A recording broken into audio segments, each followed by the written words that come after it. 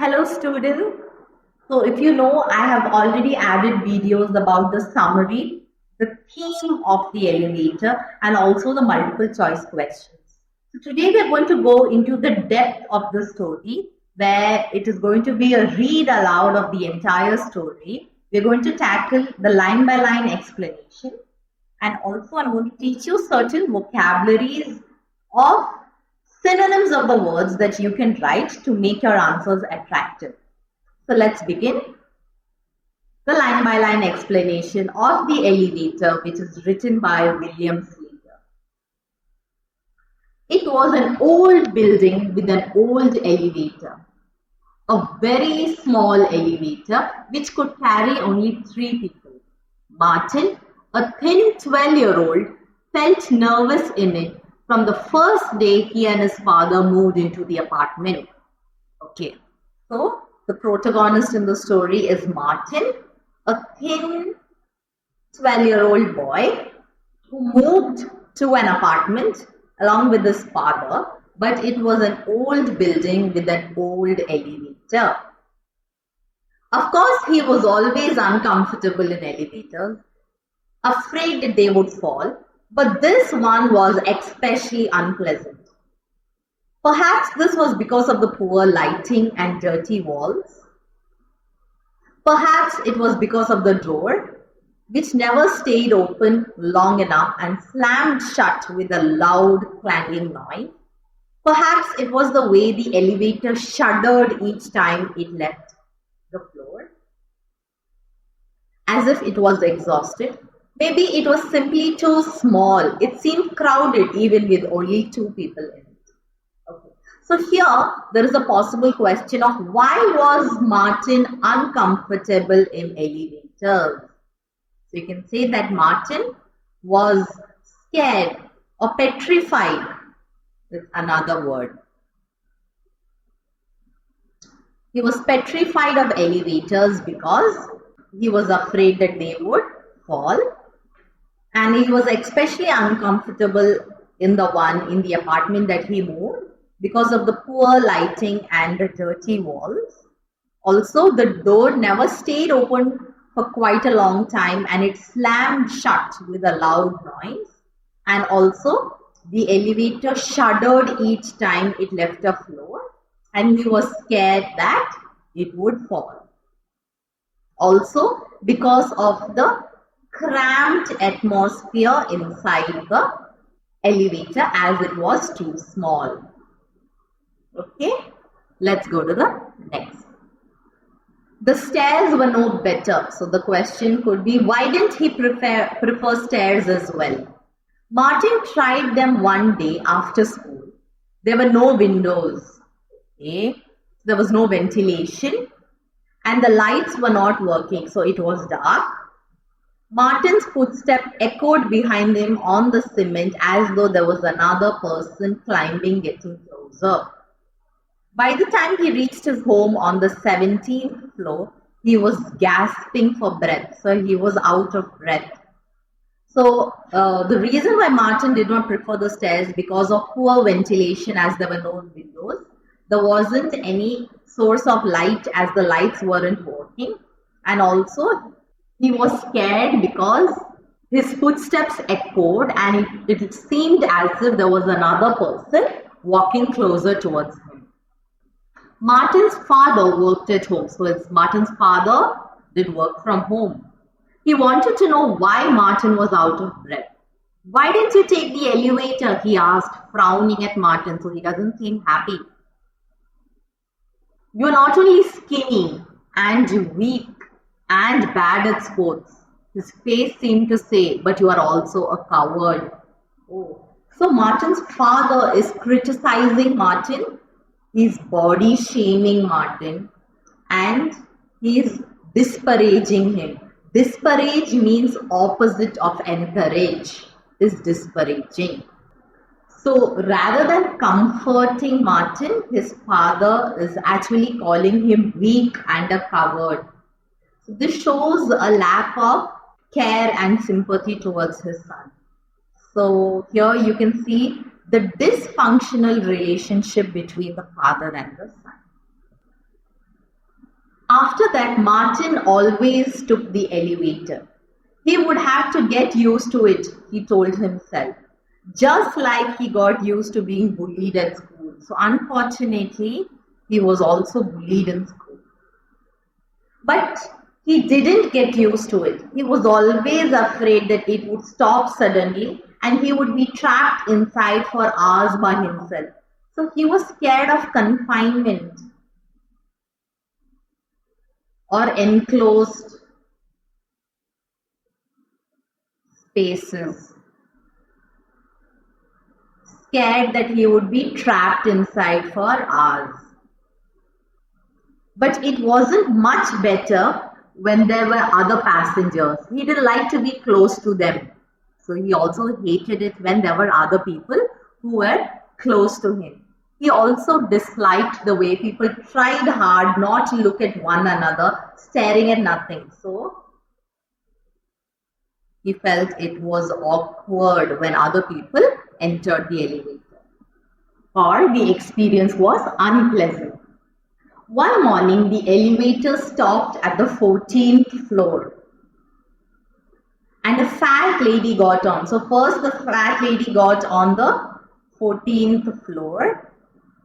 She was wearing an old green coat that ballooned around her. She also waddled into the elevator. Waddling is like what penguins do. Martin was sure he felt it sunk under her weight. So the coat. She was so big that her coat brushed against him and he had to squeeze himself into a corner because he did not like brushing against other people. There was no room for anybody else. The door closed quickly behind her and instead of facing it, she turned around and stared at Martin. So that made him uncomfortable.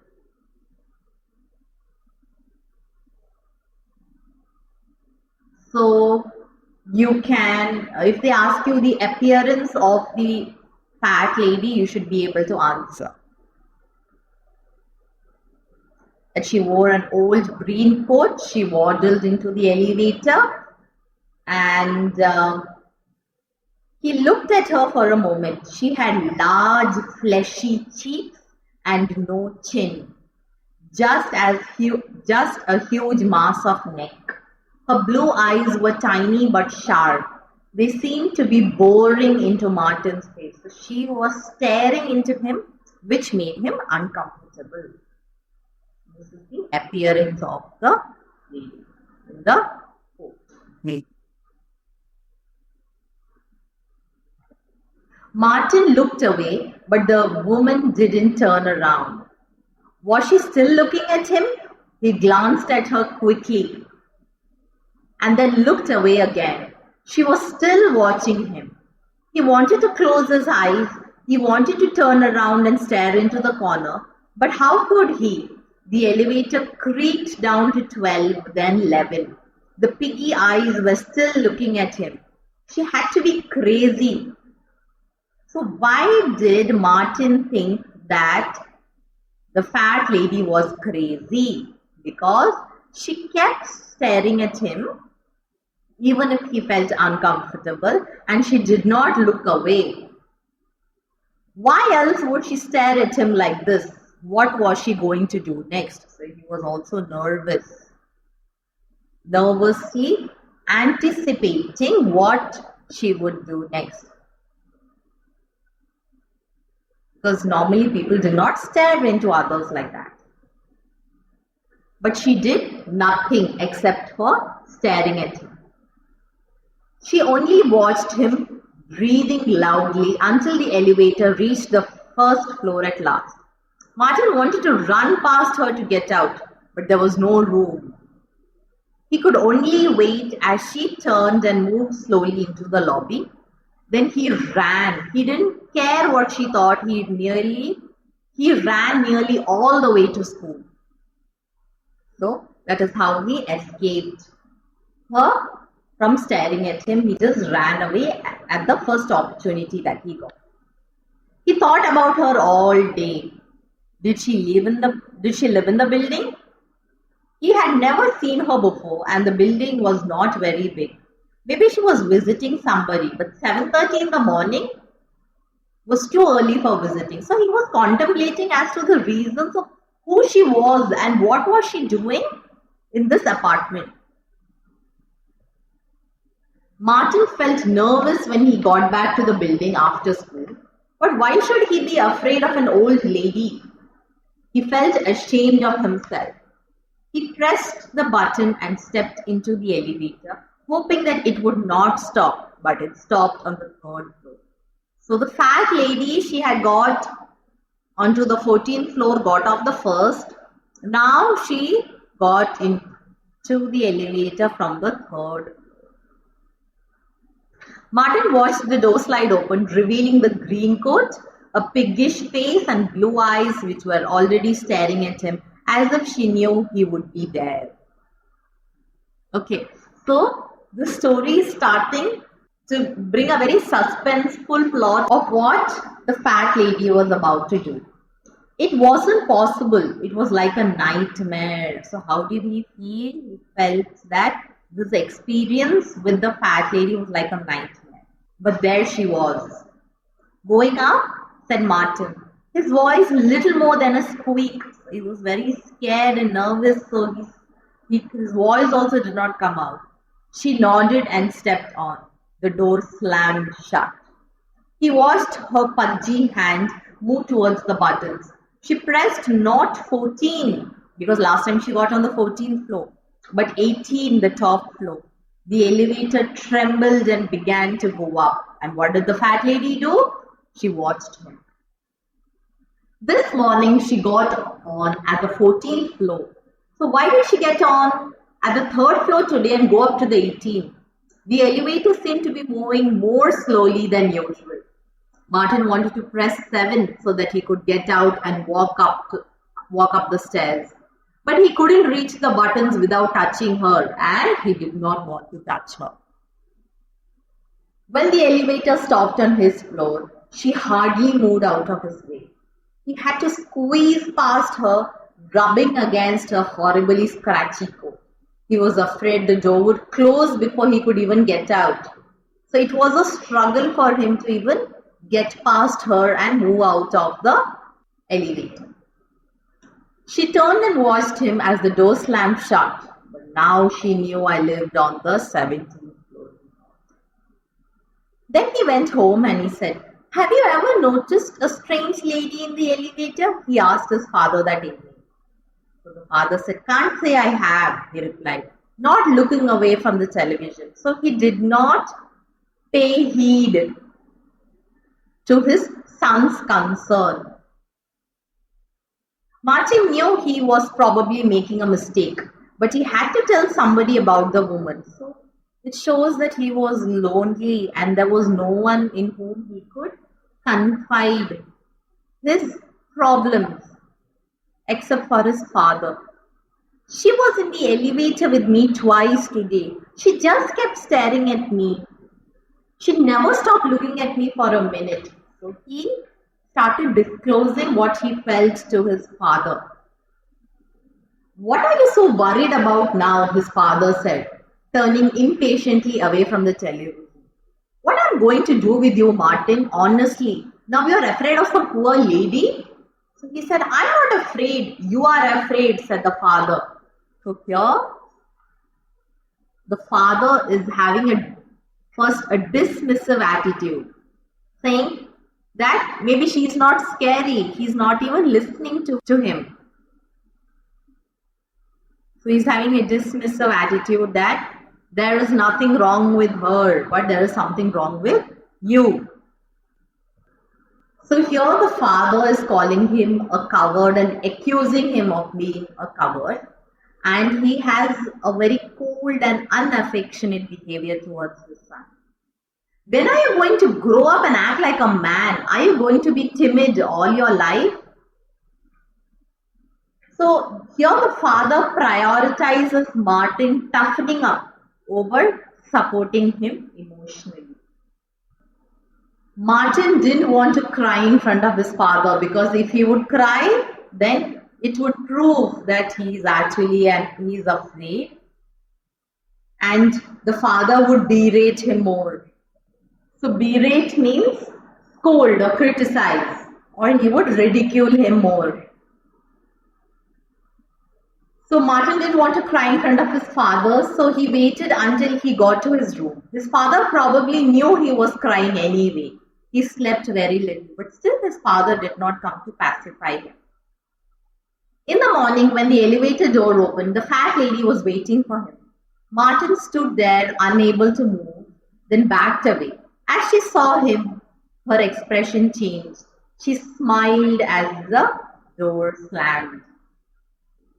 Martin started running down the stairs. So he started taking the stairs instead of using the elevator where he would have to meet the fat lady.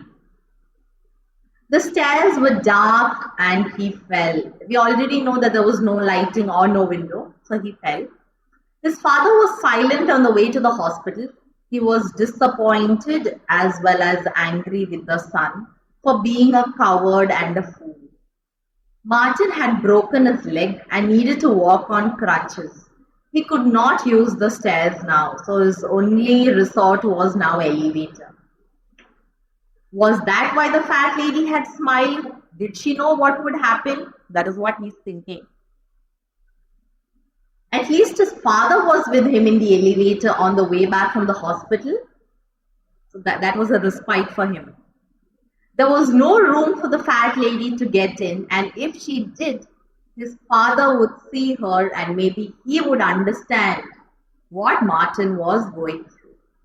When he got home, he could stay in the apartment for a few days.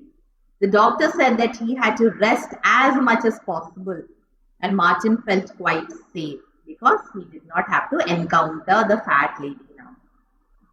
Oh, I almost forgot. His father reached out and pressed number 9. What are you doing? Asked Martin, trying not to sound afraid. I promised to visit Mrs. Ullman, said his father, looking at his watch, and he stepped out of the elevator. Let me go with you. I want to visit her too, Martin pleaded, struggling to move on his crutches. But the door was already closing. Afraid to be in the elevator alone? Said his father. Grow up, Martin. And the door slammed shut.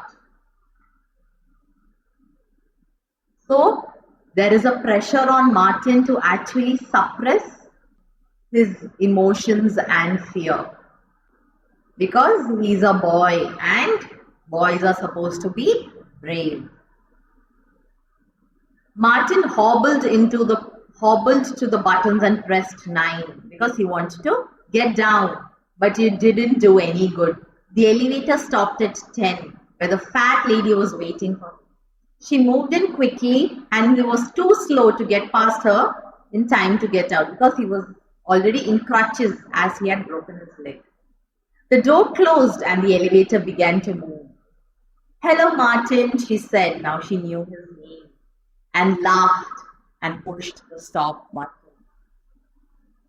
So he was immobilized and trapped in the elevator with the mercy of this ominous woman who is very suspenseful, and the story stops in a very tense and suspenseful plot. So this has a very sinister or very dark ending, and it is in a cliffhanger because you don't know what it is. So it is like an open-ended story where you can interpret what would happen next. So I hope you enjoyed listening to the entire line-by-line explanation as much as I enjoyed explaining it. If you haven't subscribed, do it immediately so that you don't miss any important videos, which will definitely help you score really good marks in your examination. Until I meet you next time, take care of yourselves. God bless you.